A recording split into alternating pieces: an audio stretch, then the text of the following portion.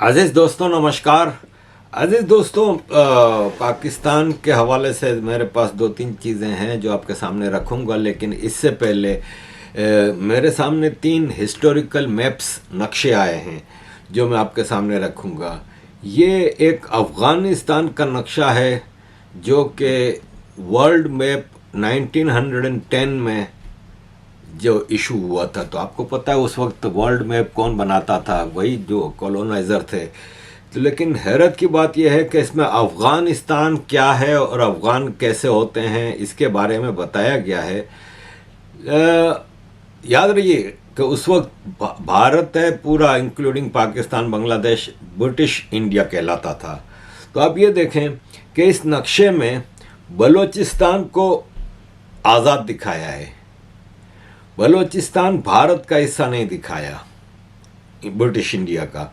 दूसरी ख़ास बात देखें कि इसमें ईस्ट तुर्किस्तान, जिसको कि आजकल जिंगजियांग या उगर कहते हैं, वो भी एक आज़ाद देश दिखाया है और तिब्बत भी आज़ाद देश दिखाया है।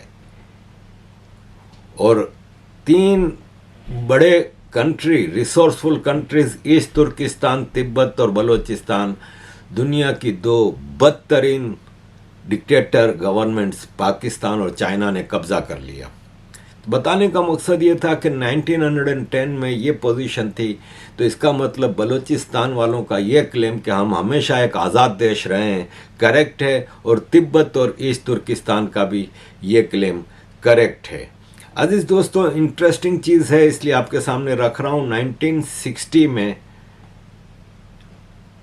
ये नक्शा ईरान द्वारा चलता था। इसमें हैरत की बात जो मुझे नज़र आई ना, वो ये है कि गिलगित बल्तिस्तान और कश्मीर को इसमें भारत का हिस्सा दिखाया था ईरान ने, पाकिस्तान का हिस्सा नहीं दिखाया 1960 में। लेकिन जूनागढ़ को पाकिस्तान का हिस्सा दिखाया है। ये जो नैरेटिव्स होते हैं ना दुनिया में बॉर्डर्स के हवाले से, वो टाइम टू टाइम चेंज होते रहते हैं। अजीज दोस्तों, तीसरा नक्शा चाइना द्वारा 1960s में आया था। इसमें पाकिस्तान का जो नक्शा है, इसमें गिलगित बल्तिस्तान नहीं है, पीओके नहीं है। ये चाइना का नैरेटिव बाद में चेंज हुआ है जब पाकिस्तान चाइना की गुलामी में चला गया। पाकिस्तान नामी एक भारत की चाइना की रखेल बन गई, उसके बिस्तर पे लेट गई, तो चाइना ने नैरेटिव चेंज किया और आज वो पीओके गिलगित बल्तिस्तान को पाकिस्तान का हिस्सा मांग रहा है, क्योंकि वो पाकिस्तान ने उनके हवाले ही कर दिया है। एक तो भुट्टो ने शाहराह कराक्रम, रेशम शाहराह कराक्रम या सिल्क रोड कह लें या जो भी कराक्रम रोड कह लें, वो बनाने के लिए शागरम वैली दे दी थी चाइना को, कश्मीर का जो हिस्सा है, और बाकी सीपेक के नाम पे तो सब कुछ ही चाइना के हवाले कर दिया है। तो चाइना का ये नक्शा सिर्फ बताने का ये मकसद था कि ये इंटरनेशनल नैरेटिव्स होते हैं। अजीज़ दोस्तों, जैसे कि मैंने आपको बताया है कि मैं लर्निंग प्रोसेस में रहता हूँ, मैं रोज़ कुछ ना कुछ चीज़ें सीखता हूँ और मेरी कोशिश होती है कि जो मैं सीखूँ वो अपने दर्शकों तक पहुँचाऊँ।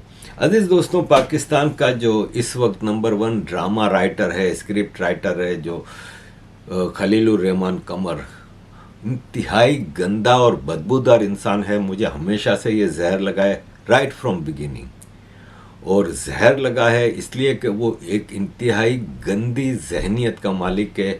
ऐसे लोगों को पागल खाने में होना चाहिए, लेकिन ये पाकिस्तान में सबसे बड़ा सेलिब्रिटी बना फिरता है, औरतों को धुतकारता है, औरतों को बिल्कुल अपने पाँव की जूती समझता है, और मतलब औरतों के बारे में खुल्लम खुल्ला टीवी पे आके बकवास करता है। लेकिन खुद कितना पाकबाज है ये आपको मैं इस वाक़े से बताऊं कि इसको एक लड़की है उरूज फातिमा ने इसको फ़ोन किया कि मैं आपसे मिलना चाहती हूँ, मैं एक ड्रामा बनाना चाहती हूँ और आपके साथ मिलना चाहती हूँ, ये वो। लेकिन असल कहानी ये है कि वो उसने अपनी तस्वीरें भेजी खलीलुर रहमान को, और ऐसी, ये तो मैं आपको एक तस्वीर दिखा रहा हूँ, इससे ज़्यादा नंगी तस्वीरें और इससे ज़्यादा सीड्यूसिंग पिक्चर्स भेजी और उसको बोला कि मैं आपकी बहुत इज्जत करती हूँ, और इसके स्क्रीनशॉट भी आ चुके हैं व्हाट्सएप पे, और मैं आपसे बहुत मिलना चाहती हूँ और ये और वो, आप लेट नाइट आए हैं मेरे पास। तो ये भाई साहब रात के 4 बजे इसके साथ मिलने गए, रात के 4 बजे मिलने गए। जब वो गए तो उसने बताया था कि मैं लंदन से आई हूँ, मैं यहाँ पे इन्वेस्टमेंट करना चाहती हूँ ड्रामा साइट पे, और मैं बहुत बड़ा ड्रामा बनाना चाह रही हूँ, ये वो। साथ में उसने ज़ाहिर है जिस तरह की पिक्चर्स भेजी और जिस तरह की इनकी बातचीत हुई, उसने भी जवाब दिए। आपके सामने स्क्रीनशॉट हैं कि हाँ मैं भी आपको पसंद करने लगा हूँ और ये और वो। खैर ये पहुँचा रात के 4 बजे, उसने दरवाज़ा खोला, ये अंदर गया। उस वक्त इसका इस्लाम, औरतों को जो भाषण देता था वो सब भूल गया था। अकेला रात के 4 बजे एक अकेली लड़की से, औरत से मिलने जा रहा था। ये साला 60-70 साल का बुढ़ा है, लेकिन ये कि देखे मैं 60 साल का हूँ, लेकिन मैं पराई लड़की औरत को तो बहन या बेटी से कम कभी मैंने नज़र से देखा नहीं है। और मेरे तो हज़ारों फॉलोअर्स हैं, मुझसे मुलाकातें भी होती हैं। कोई एक उदाहरण बता दे, मैं जब मेयर था तब का, अब का, कभी कोई किसी ने कहा हो कि मैंने उनको गंदी नज़र से देखा हो। हमें भी अपॉर्चुनिटीज़ नहीं मिलती क्या, लेकिन कभी ऐसा नहीं सोचा, क्योंकि हमारी जो अपब्रिंगिंग हुई है पेरेंट्स की तरफ से वो ऐसी है। तो ये भाई साहब गए, उसने दरवाज़ा खोला, उसको बहरिया टाउन की उसने लोकेशन भेजी थी। ये बहरिया टाउन में उसके घर में गया, दरवाज़ा खोला, थोड़ी देर हुई बातचीत, अभी खड़े खड़े बातचीत शुरू हुई थी। तो दरवाजे की घंटी बजी तो लड़की ने कहा कि वो डिलीवरी बॉय है। रात के 4 बजे दरवाज़ा खोला, 6-7 लोग अंदर आ गए, मुंह पे कपड़े बांधे हुए थे। इसको मारा, कूटा, इसका बटवा निकाल के इसका मोबाइल ले लिया, और इसका बटवा लेके इसको लेके गए एटीएम मशीन पे, वहाँ से 1.5 लाख रुपया निकाला, और फिर इसको बोला कि अभी कभी हमें 1 करोड़ रुपया दो। किस्सा मुख्तसर, बाद में ये वहाँ से गया, घर गया। उसके कुछ दिन बाद, कुछ दिन तक तो, क्योंकि जो अब ज़ाहिर खबरें तो आती हैं व्हाट्सएप पे इधर उधर, ये खबरें आई हैं कि इसका भरपूर तरीके से रेप किया गया, और इस खलीलुर रहमान कमर का। और फिर इसको छोड़ा तो ये पहले तो चुपचाप जाके बैठ गया, फिर इसने एफआईआर कटवाई, और पुलिस ने अरूज फातिमा को गिरफ्तार कर लिया है। इसने प्रेस कॉन्फ्रेंस की पुलिस के साथ मिलके, इससे सवाल किया गया कि आप रात के 4 बजे क्या करने गए थे। मतलब किसी ने ड्रामा बनाना है तो रात के 4 बजे मिलने से क्या क्या मकसद था। तो इसने कहा कि एक्चुअली मुझे डॉक्टर ने मना किया है कि मैं धूप में ना निकलूं, धूप में निकला ना करो रूप की रानी। तो ये भाई साहब धूप में ना निकलूं तो मैं इसलिए रात को जाता हूं। तो भाई साहब आप 4 बजे मिलने गए थे, ड्रामा करते, ड्रामा आपने जो जहन में आपका उस लड़की के साथ वक्त बिताने का वो था, तो जब आप वहाँ से फारिग होते तो धूप आ चुकी होती, वापस सुबह हो चुकी होती। फिर कहता है कि भाई मेरी मर्जी, मुझे डॉक्टर मना करे या ना करे, मैं 4 बजे निकलूँ या 6 बजे निकलूँ या 10 बजे निकलूँ। तो ये है कि अजीज़ दोस्तों, इस किस्म के लोग हैं ना पाकिस्तान पे छाए हुए हैं। ये मर्दाना माशरा है, मेल डोमिनेटेड पैट्रियार्ची की जो भारत में वो करते हैं ना, ये पैट्रियार्ची की सबसे बड़ी मिसाल पाकिस्तान में है। टिश्यू पेपर से भी कमतर की तरह औरतों को ये लोग समझते हैं, और यही सेलिब्रिटी होते हैं, और यही छाए हुए हैं हर लिहाज पे। प्राइवेट सेक्टर को ले लें, गवर्नमेंट सेक्टर को ले लें, सोशल सेक्टर को ले लें, हर जगह यही छाए हुए हैं। अजीज़ दोस्तों, इस पे मैं ज़्यादा अब लंबा चौड़ा क्या करूं, इसके साथ जो हो कम है। अब वो अरूज फातिमा को गिरफ्तार किया है, क्या साबित करेंगे, लेट्स सी। क्योंकि वो भी ये कह रही है कि भाई मैंने दरवाज़ा डिलीवरी बॉय के लिए खोला था, लेकिन कोई आ गए गुंडे, तो मैं क्या करूं। तो अभी इसको ज़िंदगी भर इसकी सज़ा मिलेगी, क्योंकि उनके पास इसके रेप की वीडियोज़ हैं, वो बहुत जल्द हमें मिल जाएंगी, वायरल हो जाएंगी। अजीज़ दोस्तों, भारत में जो वो नाम लिखने की जो चर्चा है उस पर काफ़ी ले दे हो रही है। मिलर को सवाल किया गया कि भाई ये भारत में नाम लिखने का ऑर्डर हुआ है, तो उसने कहा हमने इस पे सुना है कि कोर्ट ने स्टे ऑर्डर दे दिया है, लेकिन ये ऑर्डर क्यों ज़रूरी है। नमस्कार साथियों, यूपी सरकार का कांवड़ यात्रा को लेकर एक बड़ा फैसला है और फैसला ये है कि कांवड़ यात्रा का जो रास्ता है उस रास्ते पे तमाम जितनी भी दुकानें हैं उन दुकानों पर दुकानदारों को अपना नाम और अपनी पहचान लगाने की जरूरत है, ताकि कांवड़ यात्रियों को पता चल सके कि वो किस दुकान से क्या लेकर किस चीज का सेवन कर रहे हैं। अब जब से ये फैसला है तब से लगातार विपक्ष इस बात को एक मुद्दा बनाने की कोशिश कर रहा है, एक कम्युनल इशू क्रिएट करने की कोशिश कर रहा है। ओवैसी साहब भी कर रहे हैं, तमाम और भी विपक्ष कर रहा है। अब सवाल ये उठता है कि मुसलमान कौम की मैं भी हूं, मुसलमान कौम के और भी लोग हैं, और जो मुसलमान कौम है वो मांसाहारी हैं अधिकतर। अब ओवैसी साहब इस बात का जवाब जरूर दें कि जब एक मुसलमान कौम मांसाहारी है, उसके बावजूद एक ऐसा जानवर है जिसे अंग्रेजी भाषा में पोक कहते हैं, जिसे मुसलमान नहीं खाता है। इनफैक्ट जिस रेस्टोरेंट में, जिस दुकान में पोर्क मिलता हो, बनता हो, तो मुसलमान उस दुकान में ना खाना खाता है ना पानी पीता है। इनफैक्ट कुछ घरों में जहां पे पोर्क बनता है, सेवन होता है, वहां का पानी तक मुसलमान यानी हमारी कौम के लोग नहीं पीते हैं। क्यों? क्योंकि हम ये मानते हैं कि पोर्क जिसने छुआ है या खाया है, उसके हाथ से अगर हम कुछ खा पी लेंगे तो हमारा धर्म भ्रष्ट हो सकता है, और ये रिस्पेक्ट करना चाहिए क्योंकि ये एक आस्था का विषय है और हम सब रिस्पेक्ट भी करते हैं, करनी भी चाहिए।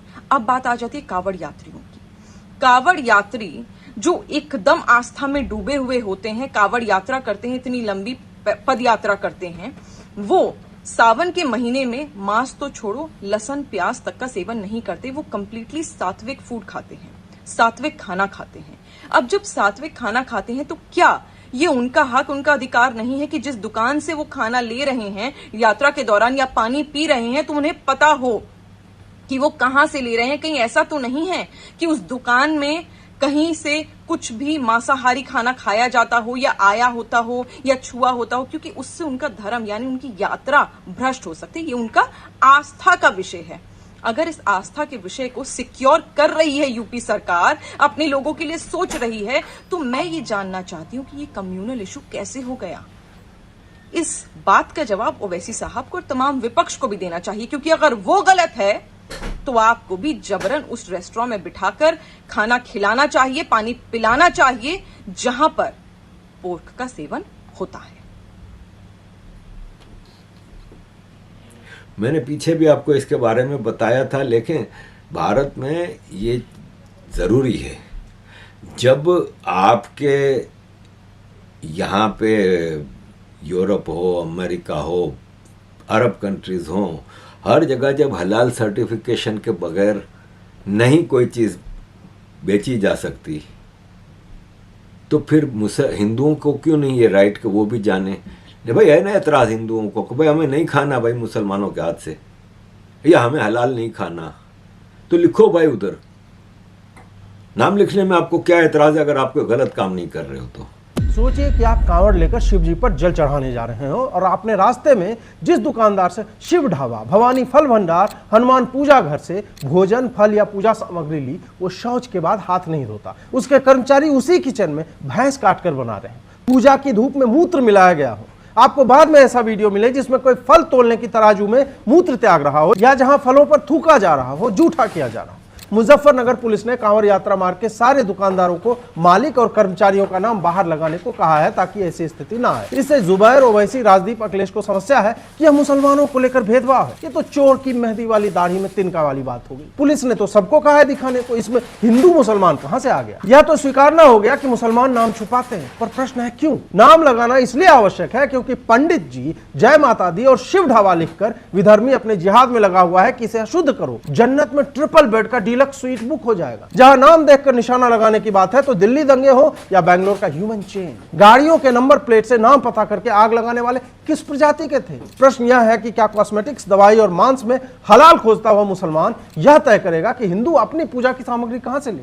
बात अब्दुल के वैष्णो ढाबे की नहीं है, शाकाहारी मांसाहारी भोजन मात्र की नहीं। बात यह है कि मैं आश्वस्त होना चाहता हूं कि यह दुकानदार हिंदू है या मेरे फल पर थूकेगा नहीं, मेरी धूप में मूतेगा नहीं और मेरी दाल में हगेगा नहीं। ये तो यात्रियों की चॉइस है ना कि वो किसका खाना चाहते हैं और किसका नहीं। ये तो एक आज़ाद माशरे में ये अलाउड होना चाहिए। अजीज दोस्तों, इसके अलावा ये रूबिका लियाकत जी ने ये कहा है कि 2006 में मनमोहन सिंह साहब की गवर्नमेंट में एक कानून बना था नाम लिखने का। 2011 में रूल्स बनाए गए थे कि ढाबा और रेस्टोरेंट वाले ऑनर्स अपना नाम, लाइसेंस नंबर कैपिटल लेटर्स में बोर्ड पे लिखेंगे। तो तब आपने तमाशा नहीं किया, तो आज क्यों तमाशा? हर चीज़ आप आज छोटे से छोटे इशू पे आज इसको बतंगड़ बना रहे हैं, इशू बना रहे हैं। अजीज़ दोस्तों, बजट भारत में पेश हुआ, उस पर मैं ज़्यादा बात नहीं करना चाहूँगा क्योंकि मेरी इकोनॉमी हमेशा ख़राब रही है। अगर मेरी इकोनॉमी अच्छी होती तो मैं आज इन हालात में ना होता। लेकिन छोटा सा आपके सामने उदाहरण दूंगा कि फ्रांस में 78% लोग टैक्स देते हैं, जर्मनी में 61% टैक्स देते हैं, अमेरिका में 50% लोग टैक्स देते हैं, इंग्लैंड में 59% लोग टैक्स देते हैं, भारत में 2.2% टैक्स देते हैं। टैक्स नेटवर्क को बढ़ाना बहुत ज़रूरी है। सिर्फ इतना कहूँगा, बाकी बजट आप लोगों ने भुगतना है, आप लोगों के पास है। You know better how it is. Thank you very much अजीज़ दोस्तों for all your support. Kindly keep supporting.